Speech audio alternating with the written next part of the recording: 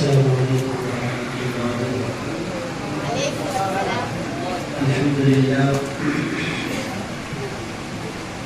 الحمد لله الذي نزل القرآن على عبده ليكون للعالمين نذيرا، والصلاة والسلام على أكمل بركاتنا سيدنا ونبينا سيدنا وشفيعنا وحبيبنا ونبينا ومولانا محمد المصطفى على آله بالصدق والصفاء وأصحابه وجود الهدى ومن تبعهم بإحسان إلى يوم الجزاء والمعاد. فقد قال الله تبارك وتعالى في القرآن المجيد والفرقان الحميد: فأعوذ بالله من الشيطان الرجيم، بسم الله الرحمن الرحيم. قد جاءكم من الله نور وكتاب مبين، صدق الله العظيم. وقال الله تبارك وتعالى في شأن نبيه ونبيه ورسوله: إن الله وملائكته يصلون على النبي يا أيها الذين آمنوا صلوا عليه وسلموا تسليما. اللهم صل وسلم وزد وبارك على حبيبك سيدنا وشفيعنا ونبينا ومولانا محمد وعلى آله وصحبه ووارث حاله ومقر كماله وابنه الكريم وبلده الشريف الغوث العظيم، والحمد لله رب العالمين. صدر اجلاس حضرت شاہ، اللہ تعالیٰ کا بڑا فضل و احسان ہے کہ ہم اور آپ اس وقت بارگاہ حضرت سیدنا مولانا حسن حسین شادی رحمۃ اللہ علیہ حاضر ہیں اور حضور پاک صلی اللہ علیہ وسلم کا ذکر مبارک سننے کے لیے مسجد میں موجود ہیں. عزیز دوستوں، ابھی آپ نے سیف الرحم حضرت مشاط پاشا صاحب رضی اللہ عنہ سے ان کے اشارات سننے کی آپ حضرات نے سعادت حاصل کی ہے. میں بھی سب گزارشات بہت تیزی کے ساتھ آپ کی خدمت میں رکھنے کے بعد اپنی باتوں کو میں انشاءاللہ بتانا سمیٹ دوں گا. عزیز دوستوں، قرآن مجید کی آیت مبارکہ میں نے پڑھی ہے.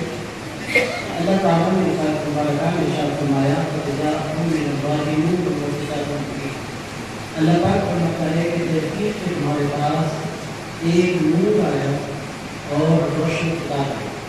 پھر دوستوں، میلاد کے موقع پر یہ آیت مبارکہ بار بار پڑھتے بھی ہیں، ہم لوگ سنتے بھی ہیں، اور اللہ تعالیٰ نے اس میں دونوں چیزوں کا اکٹھا ذکر بھی فرمایا ہے. اللہ تعالیٰ فرماتا ہے کہ اے ایمان والو، تمہارے پاس ایک نور آیا. پھر اس کے نور کون ہے جس کو اللہ تعالیٰ نے اس کے آنے کا ذکر فرمایا. پھر اس کو ہم اور آپ کیوں بیٹھے ہیں؟ ایک مقصد ہے ہمارے بیٹھنے کا کہ حضور آئے، ہم اس کا ذکر کرنے کے لیے بیٹھے. ہم سے پوچھنے والے پوچھتے ہیں کہ حضور کے آنے کا ذکر کرنا یہ بھی بات ہے اور یہ ناجائز ہے اور یہ حرام ہے. ہم اس کی جواب پیش کرتے ہیں: بھائی، حضور کے آنے کا ذکر کرنا نہ ناجائز ہے، نہ بدعت ہے، نہ حرام ہے. حضور کے آنے کا ذکر کرنا تو پروردگار کی سنت ہے. آیا ہے تمہارے پاس ایک نور. کہاں سے آیا؟ اللہ تعالیٰ فرماتا ہے من اللہ، وہ آنے والا اللہ کی جانب سے آیا. میرے دوستوں، یہ انتہائی خوبصورت تعارف ہے جو اللہ تعالیٰ کے حبیب کا دیتا ہے. اللہ تعالیٰ فرماتا ہے آنے والا آیا. آیا کہاں سے؟ ارشاد فرمایا من اللہ، وہ آیا ہے تو اللہ کی طرف سے آیا، اللہ کے پاس سے آیا.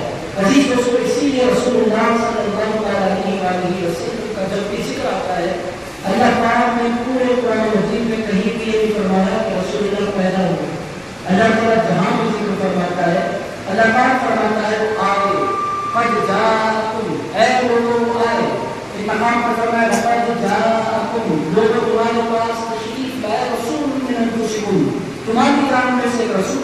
عزیز دوست، اللہ تعالیٰ یا تو کے بھیجے جانے کا ذکر کرتا ہے. اللہ پاک فرماتا ہے انا ارسلناک، اے پیارے مصطفیٰ، ہم نے آپ کو بھیجا.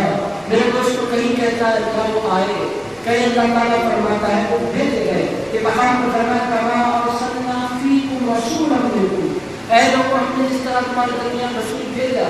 میرے دوست جہاں بھی رسول اللہ کا ذکر پڑھیں گے قرآن مجید میں، وہاں اللہ تعالیٰ یہی فرماتا ہے ہم نے بھیجا. وہاں ارسلناک الا رحمۃ للعالمین، ہم نے نہیں بھیجا اپنے مصطفیٰ آپ کو مگر تمام عالموں کے لیے رحمت بنا کر، وما ارسلناک الا کافۃ للناس بشیر و نذیر، میرے مصطفیٰ ہم نے آپ کو بھیجا پورے انسانوں کے لیے بشیر اور نذیر بنا کر۔ میرے دوستوں آج ذرا غور فرمائیں، اللہ رب العزت نے مصطفیٰ کے آنے کا، مصطفیٰ کے بھیجے جانے کا بار بار ذکر فرمایا، قرآن مجید کی مختلف آیتوں میں ذکر فرمایا، اور عزیز دوستوں قیامت تک میلاد منانے والوں کو پیغام دیا کہ لوگوں مصطفیٰ کے آنے کا ذکر کرنا تمہارے پروردگار کی سنت ہے۔ ہمارا بڑے خوش نصیب ہے کہ ہم رسول اللہ کا ذکر کرنے کے لیے بیٹھے ہیں، رسول اللہ کا ذکر سننے کے لیے بیٹھے ہیں۔ حضور کو یاد کرنا نہ بدعت ہے نہ شرک ہے، حضور کو یاد کرنا کہ ایمان کی ضرورت ہے، حضور کو یاد کے بغیر بات کرنے والا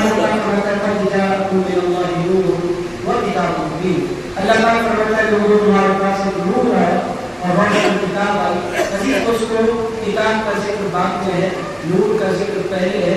کیوں ایسا ہے؟ کتاب کا ذکر بعد میں کیوں آیا، نور کا ذکر پہلے کیوں آیا؟ عزیز دوستوں روشنی کے بغیر دنیا کی کوئی کتاب پڑھی نہیں جا سکتی۔ عزیزان ہر کتاب کو پڑھنے کے لیے روشنی کی ضرورت ہوتی ہے، نور کی ضرورت ہوتی ہے۔ قرآن کا معاملہ یہی ہے، قرآن اگر پڑھنا ہے تو قرآن کے لیے رسول اللہ کی زندگی کی ضرورت ہوتی ہے۔ حضور کو چھوڑ دے، حضور سے منہ موڑے، رسول اللہ علیہ السلام سے منہ بھٹا بھی کرے اور ہم قرآن سمجھنے کی کوشش کرتے رہیں، زندگی گزر جائے گی، قرآن کا ایک لفظ سمجھ میں نہیں آئے گا۔ قرآن اس کے لیے ہدایت بن جایا کرتا ہے تو مصطفیٰ کے در کا غلام بن جائے گا۔ حضور کا نہ ہو سکا وہ زندگی کا قرآن پڑھتا رہے، اسی لیے رسول اللہ علیہ السلام تشریف فرما تھے کہ بندہ آیا حضور کی خدمت میں، صحیح بخاری کی حدیث ہے، کتاب الفقہ میں آتا ہے ایک بندہ آیا، آ کر کھڑا ہوا، کھڑے ہونے کے بعد اس نے کہا ارجل یا محمد، اے محمد صلی اللہ علیہ وسلم انصاف کیجیے۔ حضور نے ارشاد فرمایا میں اگر انصاف نہیں کروں گا تو انصاف کون کرے گا؟ عزیز دوستو وہ جانے لگا، حضرت فاروق اعظم رضی اللہ تعالیٰ عنہ نے تلوار نکال کر حضرت فاروق اعظم نے فرمایا حضور میں اس کو مار دینا چاہتا ہوں۔ حضور نے فرمایا اس کو چھوڑ دو، اس کی نسل سے کچھ لوگ پیدا ہوں گے، اس کا تعلق قبیلہ بنو تمیم سے تھا، جس خاندان سے عبد الوہاب نجدی پیدا ہوا۔ عزیز دوستو اسی خاندان کا وہ فرد تھا قبیلہ بنو تمیم سے۔ میری آگے کا کوئی جب قطر میرا جانا ہوا، قطر کی جامع مسجد جو ہے سب سے بڑی مسجد ہے قطر کی، وہاں پر اس مسجد کا نام ہے جامع عبد الوہاب تمیمی۔ جب میں نے تمیم کا لفظ پڑھا تو مجھے روایت آ رہی یاد آئی تو صحیح بخاری میں میں نے پڑھی، حضور نے فرمایا اس کو چھوڑ دو، اور اس کے بعد ارشاد فرمایا اس کی نسل سے لوگ پیدا ہوں گے جو قرآن پڑھیں گے تو تم رش کرو گے، اگر ان کا عالم یہ ہوگا کہ قرآن ان کے حلق کے نیچے سے نہیں اترے گا، قرآن ان کے دانتوں تک منہ تک ان کی زبان تک رہے گا، قرآن ان کے دل میں نہیں اترے گا۔ میرے دوستوں میں آپ سے پوچھنا چاہتا ہوں جب کوئی بندہ قرآن پڑھتا ہے تو دل میں کیوں نہیں اترتا؟ اللہ کے رسول جواب دیں گے کہ لوگوں قرآن اس کے دل میں اترتا ہے جس کے دل میں مصطفیٰ کا نور ہوا کرتا ہے۔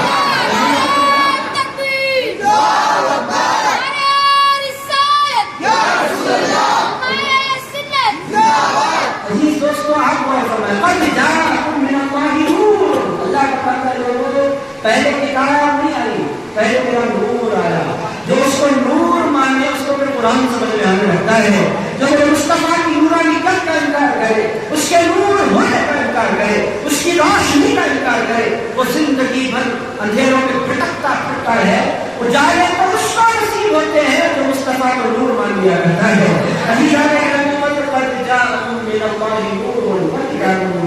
ہمیں خوش قسمتی کے اللہ تعالیٰ نے ہمیں نور بھی عنایت فرمایا، کتاب مبین بھی عنایت فرمائی۔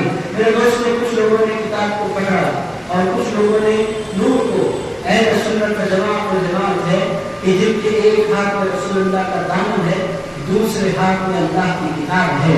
عزیز دوستوں نور کو بھی ماننے والے ہیں، کتاب مبین کو بھی ماننے والے ہیں۔ ہم کتاب کا انکار نہیں کرتے، ہم مصطفیٰ کی نورانیت کا انکار نہیں کرتے۔ عزیز دوستوں نور ہیں، ایسے کیسے نور ہیں؟ بہت سے لوگ پوچھتے ہیں وہ کیسے نور ہیں؟ اگر وہ نور نہ ہوتے تو پھر وہ آسمان کی بلندیوں پر پہنچ نہیں پاتے۔ آسمان کو جانتے ہیں انسان پہنچ رہا ہے، کہاں تک پہنچا انسان؟ چندریان 3 پورے ہندوستان میں جشن منایا گیا، جشن منانا چاہیے. ہندوستان میں ترقی کی کہاں تک پہنچا؟ ہندوستان جہاں تک عزیزان گرامی ہماری سرکار کہاں تک پہنچے میرے دوستوں، جہاں تک انسان کی عقل ملی جا سکتی، جہاں تک انسان کا فہم ملی جا سکتا ہے، جہاں تک انسان کی سوچ ملی جا سکتی. میرے دوستوں حضور پاک علیہ السلام پہنچے. بدن رسول اللہ کا اگر مٹی سے اللہ رب العزت نے بنایا تھا، یہ حضور پاک علیہ السلام کا ایک پردہ تھا. اور عزیز دوستوں حضور کی حقیقت نہیں مانی ہے، پر عزیزان گرامی دونوں کے درمیان بڑا گہرا کنیکشن ہے، بڑا گہرا ربط ہے قرآن میں اور صاحب قرآن میں. اور میرے اس پر اللہ تعالیٰ کتنا چاہتا ہے اپنے مصطفیٰ کو، اتنا چاہتا ہے کہ اللہ اتنا کسی سے پیار نہیں کرتا. میرے اس پر اللہ سے اتنی محبت کرتا ہے، اتنی اللہ کسی سے محبت نہیں کرتا. عزیز دوستوں ہم سے لوگ گرا کرتے ہیں، آپ لوگ روزانہ جلسہ کر لیتے ہیں، روزانہ ایک ہی ہستی پر بولتے ہیں، آپ لوگ بیدار نہیں کرتے. ہم کہتے ہیں بھائی روزانہ نہیں، اگر زندگی بھر ان کا ذکر کریں ہماری زندگی تو ختم ہو سکتی ہے، حضور کے ذکر کی لذت ختم نہیں ہو سکتی.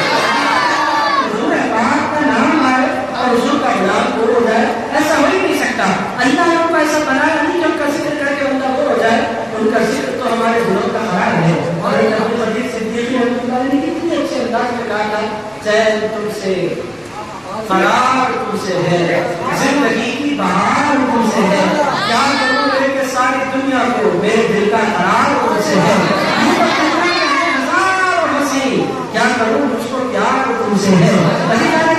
یہ ہے ایسے کہ ان سے بندہ کوئی بڑی وہ نہیں ہوتا. ان دونوں میں بڑا گہرا ہے. اللہ چاہتا رہتا ہے اس سے پہلے کسی پیغمبر کو کتاب نہیں ہوتی، اللہ کسی پرٹیکولر کو مقام پر بلاتا پھر کتاب عطا فرماتا. یہ اللہ کا طریقہ ہے. اگر عزیزان گرامی حضور کو اللہ کو عزت میں کتاب دینے کا ارادہ فرمایا، حضور کو کہیں اللہ نے بلایا نہیں. قرآن آپ کھول کر بیٹھے، کوئی صورت آپ کو مکی نظر آتی ہے، کوئی صورت آپ کو مدنی نظر آتی ہے.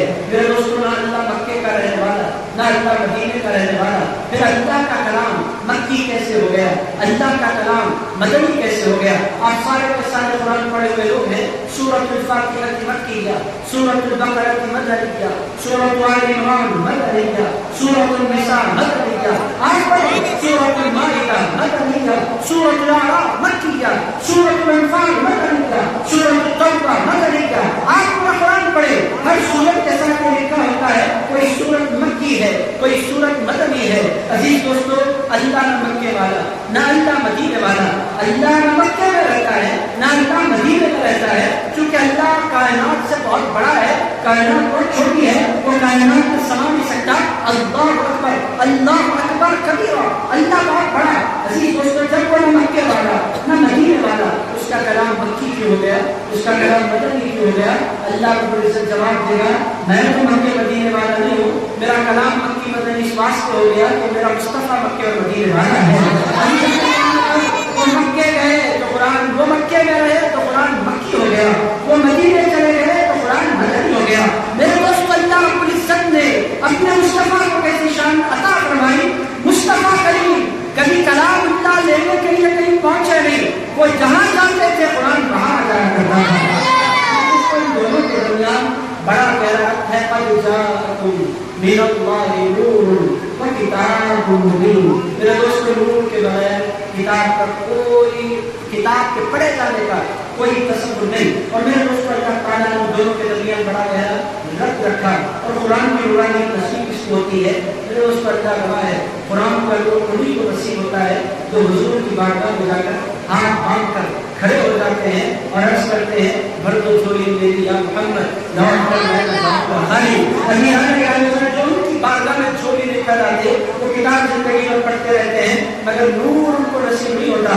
نور کتاب کا تو نصیب ہوتا ہے رسول اللہ کے غلام کو نصیب ہوتا ہے. ایسی دوستوں میں آپ کے خدمت میں دو چار مثال عرض کرتا ہوں، پھر تیزی سے اپنی باتوں کو سمیٹتا ہوں. غالباً بہت وجہ سے تشریف فرما ہے آپ لوگوں کے لیے. یہ بڑا کمال آپ لوگوں کا ہے، حضرت کی شخصیت ہے کہ آپ مزاج بیٹھے ہیں. عزیزان گرامی انسان کے زمانے میں کوئی بیٹھنے کے لیے تیار نہیں ہے، آپ بیٹھے بڑے کمال کی بات ہے. تو اسی دوستوں میں آپ کی خدمت میں رکھ دوں کہ دونوں کے درمیان بڑا گہرا ربط ہے. کتاب اللہ مکمل کتاب ہے مگر اللہ تعالیٰ اپنی کتاب کے بہت سی باتوں کی وضاحت اپنے مصطفیٰ پر چھوڑ دیتا ہے. وہ اسی بات میں آپ کی خدمت میں وضاحت کرتا ہوں. بہت سے لوگ کہتے ہیں کتاب اللہ ہے کہ رسول اللہ کی ضرورت کیا ہے. عزیز دوستوں ایسا نہیں ہے. کتاب اللہ کے بعد رسول اللہ کی ضرورت اور زیادہ ہو جاتی ہے. کیونکہ اللہ نے ایک چیز دی ہے اللہ نے دو چیزیں دی ہیں. میرے دوستوں اس زمانے میں ان چیزوں کو سمجھنا بہت ضروری ہے. بہت سے لوگوں نے قرآن پکڑا, حضور کو لوگوں نے تعلیم دینا شروع کیا, وہ گمراہ ہو گئے. میرے دوستوں قرآن نور کے بغیر کوئی فائدہ نہیں دیتا. قرآن کے خود قرآن اپنے بارے میں اعلان کرتا ہے یضل بہ کثیر ویہدی بہ کثیر. یہ قرآن پڑھ کر بہت سے لوگ گمراہ ہو جاتے ہیں, بہت سے لوگ ہدایت پا جاتے ہیں. میں آپ کو پوچھتا ہوں قرآن پڑھ کر گمراہ کون ہوتا ہے؟ قرآن پڑھ کر ہدایت کون پاتا ہے؟ قرآن جواب دیتا ہے قرآن پڑھ کر ہدایت پانے والے مصطفیٰ کے غلام ہوتے ہیں, مصطفیٰ کے وفادار ہوتے ہیں, اور قرآن پڑھ کر گمراہ ہو جانے والے مصطفیٰ کی بارگاہ سے مقربانی کرنے والے ہوتے ہیں. جب کیا ہے میں آسان سے مثالیں دیتا ہوں, آپ کی ذہن میں یہ باتیں ذہن نشین ہو جائیں گی اور پھر آپ زندگی بھر ان کی باتوں میں نہیں آئیں گے. عزیز دوست حیدرآباد میں تو خیر آپ لوگوں پر بھی اثر انداز ہو نہیں سکتا. ہمارے بچے اور ہماری نوجوان نسل بدلتی کہاں ہیں؟ سعودی عرب جا کر, قطر جا کر, دبئی جا کر, کویت جا کر گئے تھے پیسے کمانے کے لیے, امام لے کر آئے. عزیز دوستوں اس کا کوئی فائدہ نہیں. عزیز جو اولیاء اللہ کی بارگاہوں سے تعلیمات ہوتی ہے یہی حقیقی تعلیمات, یہی حقیقی اسلام ہے. میرے دوستوں جو باہر کے لوگ حضور کو کم امپورٹنس دینے والے لوگ, یہ دوستوں کے پاس کچھ ملے جو کچھ اللہ تعالیٰ نے روح رکھا ہے, غائب رکھی ہے, برکت رکھی ہے, وہ اولیاء اللہ کے دام میں رکھی. عزیز اس کا رسول اللہ کا کنیکشن قرآن سے کیا ہے؟ دو چار آسان مثالیں آپ کو خدمت میں رکھتا ہوں, پھر میں کچھ باتوں کو سمیٹتا ہوں. عزیزان کرام قدر, اللہ تعالیٰ نے قرآن مجید میں 700 مرتبہ نماز کا ذکر فرمایا. کتنے 100 مرتبہ؟ کتنے 100 مرتبہ؟ 700 مرتبہ اللہ پاک نے قرآن مجید میں نماز کا ذکر فرمایا. نماز قائم کرو, اقیموا الصلاۃ, اقیموا الصلاۃ, اقیموا الصلاۃ, لوگوں نماز قائم کرو. میرے دوستوں اب آپ قرآن سے جا کر پوچھیں اے اللہ ہم کو بنتے ہیں جو ڈائریکٹ تجھ کو مانگتے ہیں, کسی کو بیچ میں رکھنا نہیں چاہتے, ہمارا ڈائریکٹ معاملہ ہے. اے اللہ تجھ سے ڈائریکٹ ڈیل کرنے کے لیے آئے. آج سے بولنے والے بول رہے ہیں رسول اللہ کی کوئی ضرورت نہیں, ہمارا ڈائریکٹ کنیکشن ہے. عزیز دوستوں ڈائریکٹ بولنے والوں سے آپ پوچھیں اللہ قرآن میں 700 مرتبہ نماز کا حکم دیتا ہے. اتنا بتلا دے کہ نماز میں رکعتیں کتنی ہوتی ہیں؟ فجر میں 2 رکعتیں ہیں, ظہر میں 4 رکعتیں ہیں, عصر میں 4 رکعتیں ہیں, مغرب میں 3 رکعتیں ہیں, عشاء میں 4 رکعتیں ہیں. پورا قرآن پڑھو الف لام میم سے لے کر یا الحمد سے لے کر الناس تک یہ رکعتوں کی تعداد بتا دو. عزیز دوستوں زندگی گزر جائے گی, کوئی بندہ ثابت نہیں کر پائے گا کہ فجر کی رکعتیں 2 ہیں, ظہر کی رکعتیں 4 ہیں. نہیں بتا سکتے آپ بولیں گے نماز پڑھنا کیسے ہے, نماز کی رکعتیں کتنی ہیں؟ اللہ فرماتا ہے جب آپ پڑھنا چاہتے ہو نماز پڑھو, یہ حکم میں دیتا ہوں کتنی پڑھنی ہے, یہ حکم میرے مصطفیٰ دیا کرتے ہیں. ان کو چھوڑ کر اگر تم میرے پاس آ ہو زندگی تمہاری گزر جائے گی. 1 مرتبہ نہیں 100 مرتبہ بھی قرآن پڑھ لو, اس کا جواب مجھے ملنے والا نہیں ہے. اس کا جواب اگر کوئی ہستی دیتی ہے وہ میرے مصطفیٰ ہے, وہ روح ہے, وہ ان کے پاس جاؤ تمہیں بتائیے. اے اللہ قیام کب کرنا ہے, رکوع کس کو کہتے ہیں, سجدہ کس کو کہتے ہیں, قاعدے میں کیا پڑھنا ہے, سجدے میں کیا پڑھنا ہے, رکوع میں کیا پڑھنا ہے, ثنا کس کو کہتے ہیں, التحیات کس کو کہتے ہیں. اللہ رب العزت پورے قرآن میں میرے دوستوں جو لوگ کہتے ہیں حضور کی کوئی ضرورت نہیں, حضور کے بغیر یہ بہت کچھ ہے, ہمارا کنیکشن ڈائریکٹ ہے, ان سے میں پوچھنا چاہتا ہوں التحیات کے بغیر نماز مکمل نہیں ہوتی. پورا قرآن پڑھ کر ایک مقام پر مجھے التحیات بتائیے. عزیز دوستوں زندگیاں گزر جائیں گی, التحیات نہیں ملے گا. اگر التحیات نہیں ملے گا تو میری نماز ختم نہیں ہو پائے گی. شروع کرنا کون کو آتا ہے, ختم کرنا نہیں آتا. شروع کرنا اور ختم کرنا کسی کو آتا ہے تو مصطفیٰ کے غلام کو آتا ہے.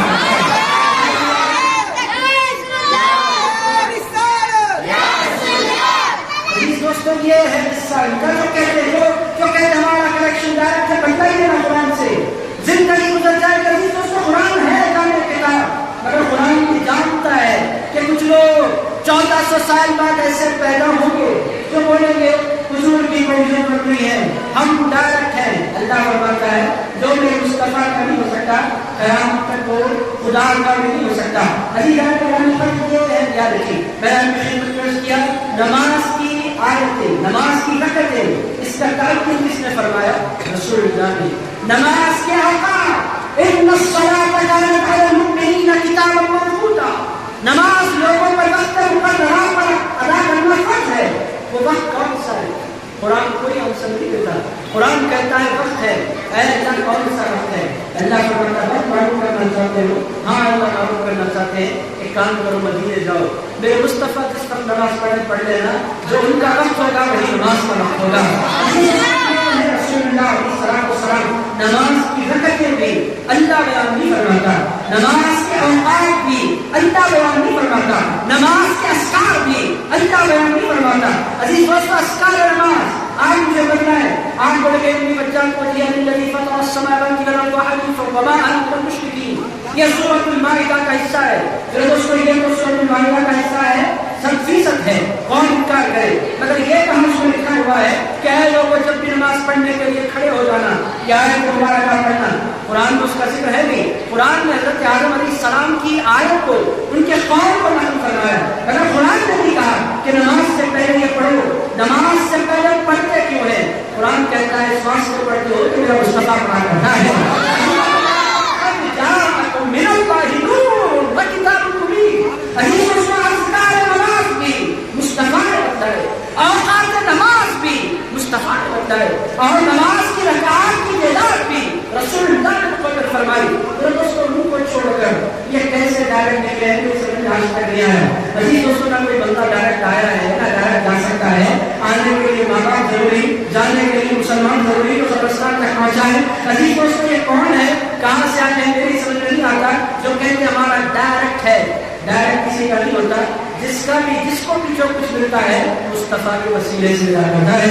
میرے دوستو, یہ مثالیں میں نے آپ کی خدمت میں رکھی تاکہ آپ کو احساس ہو. میرے دوستو, یہ احساس ختم ہو رہا ہے, یہ احساس مر رہا ہے, یہ احساس دم توڑ رہا ہے کہ رسول اللہ ہماری زندگیوں میں بڑے اہم ہیں.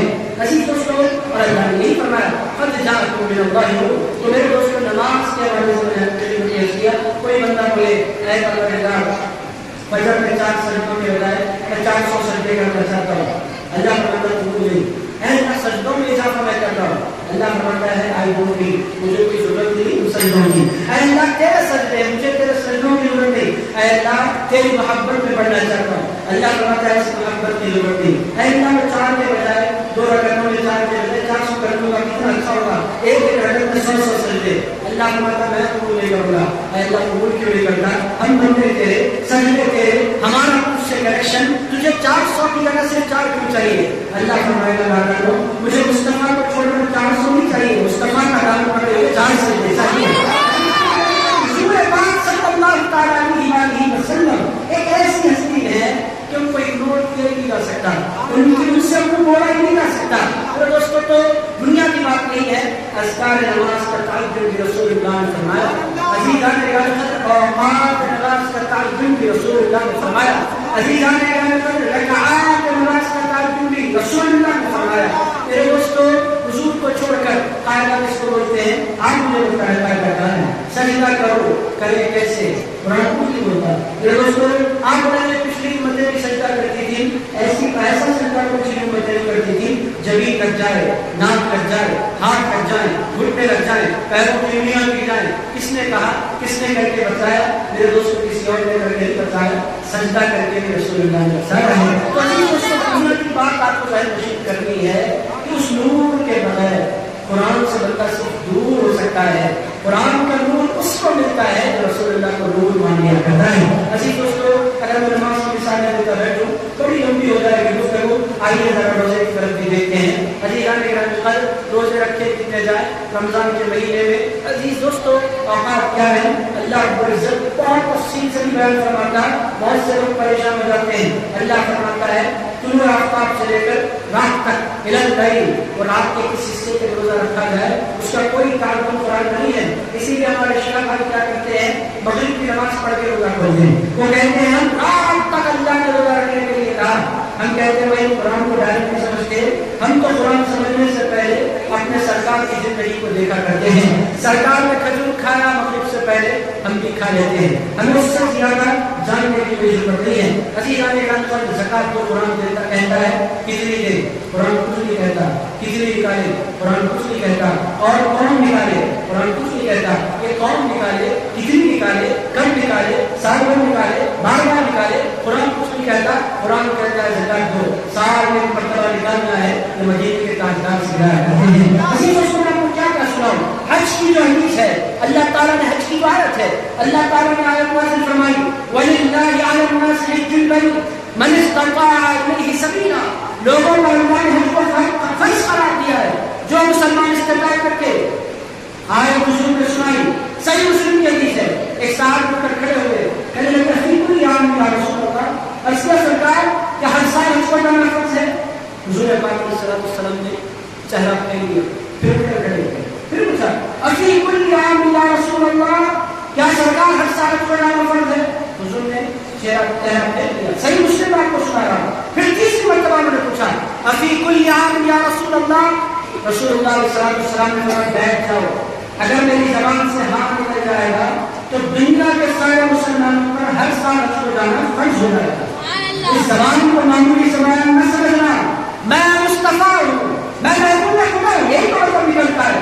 جو میری زبان سے نکل جاتا ہے وہی اللہ کی شریعت بن جاتا ہے. ہمارے سرکار صلی اللہ تعالیٰ علیہ وسلم کو اللہ نے ایسی اتھارٹیز کے ساتھ دنیا میں بھیجا. کہتے ہیں حضور کی کوئی ضرورت نہیں, ہم قرآن کو مانتے ہیں, اگر میں قرآن پڑھوں ان کے سامنے عزیز دوستوں پریشان ہو جاتے ہیں. ایک سال میں کہا قرآن کو مانتا ہوں, حضور کی کوئی ضرورت نہیں. میں نے کہا کہ کل سے گھڑا کھائی جا, ارے ایک کیا بول رہے ہیں, میں کتا کھائی جا, یہ آپ برف بیر بھی کر رہے ہیں, میں نے دل نہیں کھائیے, آپ کے میرے ساتھ کیا مزاق کر رہے ہیں. میں نے کہا گھڑے کا حرام ہونا قرآن نہیں ہے, کتے کا حرام ہونا قرآن نہیں ہے, بلی کا حرام ہونا قرآن نہیں ہے. وہ چائنیز کھاتے ہیں سام کچھ سب کھائی جا, قرآن میں ان ساری چیزوں کے حرام ہونے کا بیان نہیں. قرآن میں کس کے حرام ہونے کا بیان ہے. انما حرم علیکم المیتۃ والدم ولحم الخنزیر. اللہ فرماتا ہے لوگوں تم پر اللہ نے حرام قرار دیا ہے کس کو, مردار کو, اور اللہ نے تم پر حرام قرار دیا ہے کس کو, خون کو, اور اللہ نے تم پر حرام قرار دیا ہے کس کو, لحم الخنزیر, خنزیر کے گوشت کو, اور تم کھاؤ مردے خنزیر کو. آپ کیا بول رہے ہیں؟ میں نے کہا بھائی خنزیر کے گوشت کو اللہ نے حرام دیا ہے, پورے خنزیر کو مصطفیٰ نے حرام قرار دیا ہے. ہمارا جو دین ہے وہ حضور سے منہ موڑنے کی طرف نہیں بتاتا, حضور کے در کے غلام بن جانے کی طرف بلا کرتا ہے. لوگ کہتے ہیں ہم تو حضور سے کچھ نہیں لیتے, ہم تو کہتے ہیں جو کچھ لیتے ہیں صرف حضور کے ہاتھوں سے لیا کرتے ہیں. ہم کو جو کچھ ملتا ہے بس دو ہاتھوں سے ملتا ہے, وہ دونوں ہاتھ ہمارے سرکار کے ہاتھ ہیں. آپ کو نماز بھی دیتے ہیں, اور سربات بھی دیتے ہیں, بندہ نماز بھی دیتے ہیں. ہم کہتے ہیں جو بھی دیتے ہیں وہ اپنی طرف سے نہیں دیتے, مدینے سے لیتے ہیں, دنیا میں باتیں کرتے ہیں. دینے والے ہاتھ کو ہے. حضور نے سب بڑے مقامات آپ کو بخاری میں ملتے ہیں. حضور نے فرمایا حضور فرماتے ہیں دینے والا بھی ایک ہے اور بانٹنے والا بھی ایک ہے. دینے والے کو خدا کہتے ہیں, بانٹنے والے کو مصطفیٰ کہتے ہیں. یہ کیسے عجیب لوگ ہیں کہ خدا کو تو مانتے ہیں اور وہ جو بانٹتا ہے اس سے انجان ہے. ان سے انجان ہو جانا آخرت کو برباد کر لینا ہے, ان کے غلام ہو جانا آخرت کو آباد کر لینا ہے. میلاد کا مبارک موقع بار بار ہماری زندگی میں آتا کیوں ہے؟ ہمارا جو کنیکشن ہے جس کو کمزور کرنے کی لوگ کوشش کرتے رہتے ہیں. میلاد ہوتا ہے, اتنا پیٹ میں درد ہوتا ہے, اتنا مرور ہوتا ہے کچھ لوگوں کے, یہ کئی بار آتا ہے ہر سال میلاد, یہ لائٹاں کیوں, یہ جھنڈے کیوں, یہ جلسے کیوں, یہ ناندار کیوں, اتنی تکلیف ہوتی ہے ہم کو. شادی پر تو بڑی بچی کی سال بھر شادی نہیں آتی, یاد آتی, جو ہی میلاد آتا ہے شادیاں یاد آنے لگتی ہے, غریب بچیاں یاد آنے لگتی ہیں. ہمارے سمجھ میں آتا ہے ان کو پرابلم کسی اور سے نہیں ہے, ان کو پرابلم رسول اللہ کے ذکر سے ہے. اور وہ اس کو میلاد کا قصہ کیا ہے, جیسے جیسے بنانے کی کوشش کی جا رہی ہے ویسے ویسے میلاد میں اضافہ ہوتا جا رہا ہے. یہ جشن ختم ہونے والا نہیں, یہ دیوانے ختم ہونے والے نہیں, میرے دوستوں یہ فرزان بھی ختم ہونے والے نہیں. لوگ کہتے ہیں آنے والی نسلیں کیا ہوگی. آج مجھے یقین ہو گیا, چھوٹے سے بچے نے نعرہ لگایا, نعرہ رسالت. میں نے کہا یہ ہے مسلمان, سنی مسلمان. نہ ہم دنیا سے چلے بھی جائیں, ہم یوں ہی نہیں جائیں گے, ہماری نسلوں کو بولنا سکھا کر جائیں گے. ہم بھی زندہ رہے تو یا رسول اللہ کے صدقے, تم بھی زندہ رہو گے تو یا رسول اللہ کے صدقے. یہ ختم ہونے والے سلسلے نہیں ہے. حضور سے جڑ جانا. اب ایک آخری آیت سناتا ہوں, موضوع بڑا طویل. لوگ کہتے ہیں اللہ ہے نا, پھر رسول اللہ کے جانے کی ضرورت کیا ہے, اللہ سنتا ہے. 100% سنتا ہے. کون بولے گا کہ اللہ نہیں سنتا؟ جس وقت کوئی بولے اللہ نہیں سنتا اس وقت اسلام کے دائرے سے خارج ہو جائے. کون بد نصیب بولے گا کہ اللہ نہیں سنتا؟ ان ربی لسمیع الدعاء، بے شک میرا رب دعا کا سننے والا ہے. قرآن کا اعلان ہے. اللہ پاک قرآن میں فرماتا ہے اجیب دعوت الداعی اذا دعان، جب کوئی مجھے پکارنے والا پکارتا ہے میں اسی پکار کا جواب دیتا ہوں.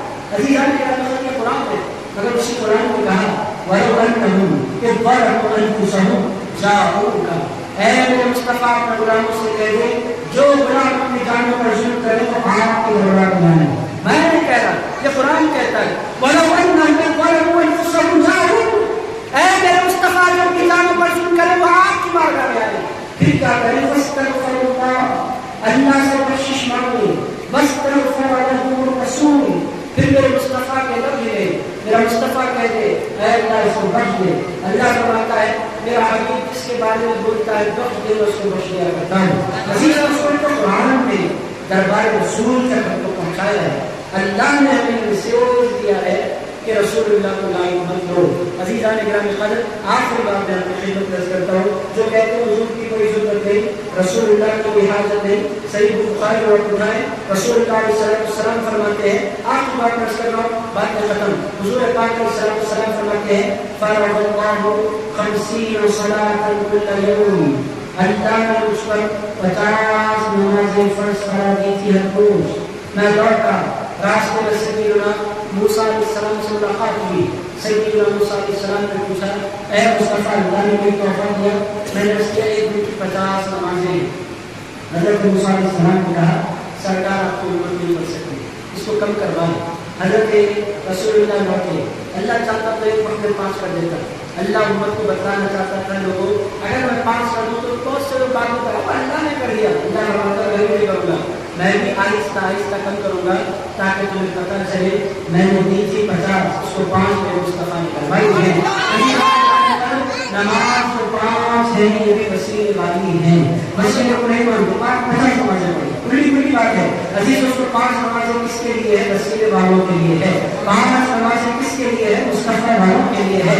عزیز دوستو 5 نمازیں کس کے لیے؟ تو حضور کو اپنا وسیلہ نہ کرتے ہیں. 50 سے 45 ہوئی، 45 سے 40 ہوئی، 40 سے 35 ہوئی، 35 سے 30 ہوئی، 30 کے بعد 25 ہوئی. حضور جاتے گئے اللہ کی بارگاہ میں عرض کرتے گئے، حضور لوٹتے گئے. 25 سے 20 ہوئی، 20 سے 15 ہوئی، 15 سے 10 ہوئی، 10 سے 5 ہوئی. موسیٰ علیہ السلام نے کہا سرکار آپ کی امت نہیں پڑھ سکے گی 5 نمازیں، پھر جائے.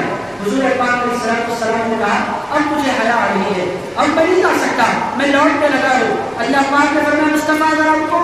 رسول اللہ نے کہا مولا ارشاد فرمایا میرے مصطفیٰ میں نے نمازیں پڑھنی ہے ثواب کم نہیں کیا ہے. آپ کی امت اگر 5 نمازیں پڑھے گی میں 50 نمازوں کا ثواب کروں گا.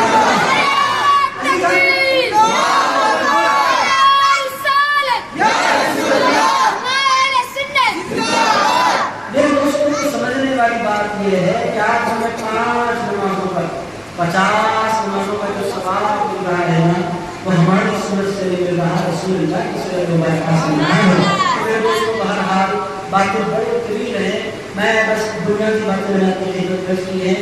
زندگی میں ایسے مرحلے آپ کے آئیں گے کیونکہ بہت سے نوجوان بیٹھے ہیں. اب بڑی سزا بات کریں گے آپ کو آسٹریلیا جا رہا ہے، کہیں امریکہ جا رہا ہے اور مسلمان جانے کے بعد پہلے حضور کا ماننے والا ہوتا ہے بعد میں انجام مار دینے والا ہوتا ہے. میرے دوستوں حضور کا انجام مارے حضور کا کوئی نقصان نہیں ہوتا، نہ کوئی ایمان کی بات ہوگا. میرے دوستوں حضور کو ہماری توجہ کی، ہماری یاد کی، ہمارے ذکر کی، ہماری محفل کی، ہمارے درود کی، ہمارے سلام کی، ہمارے نعتوں کی رسول اللہ کو کوئی ضرورت نہیں. میرے دوستوں ہم یاد کریں تو حضور کا کوئی مقام نہیں بڑھتا. حضرت حسن بن ثابت نے کہا تھا مان مدح محمد بمقالتی لیکن مدح مقالتی بمحبتی. حضرت حسن بن ثابت نے کہا تھا اے لوگوں سرکار کی تعریف کرتے میں سرکار کے مقام میں اضافہ نہیں کرتا، ان کا نام لے کر میں اپنے مقام میں اضافہ کرتا ہوں. مان مدح محمد بمقالتی، سرکار کی تعریف کرتے میں سرکار کے مقام میں اضافہ نہیں کرتا، لیکن مدح مقالتی بمحبتی، میں اپنی بات کی ویلیو بڑھا دیتا ہوں، اپنی ذات کی ویلیو بڑھاتا ہوں جب ان کا نام میری زبان پر آ جایا کرتا ہے. تو میرے دوستوں پیغام یہی ہے آنے والی زندگی میں بہت سے لوگ ملیں گے، کیا ضرورت ہے رسول اللہ کی ہمارا ڈائریکٹ ہے. آپ بولے بھائی کل بھی حضور کے محتاج تھے, مرتے دم تک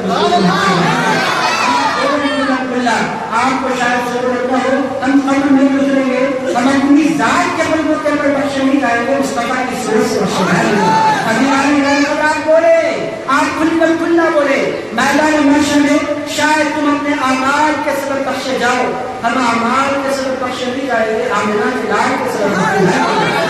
تمہیں ایمان ہے, تمہیں جانا, تمہیں مانا نہ رکھا غیر سے کام.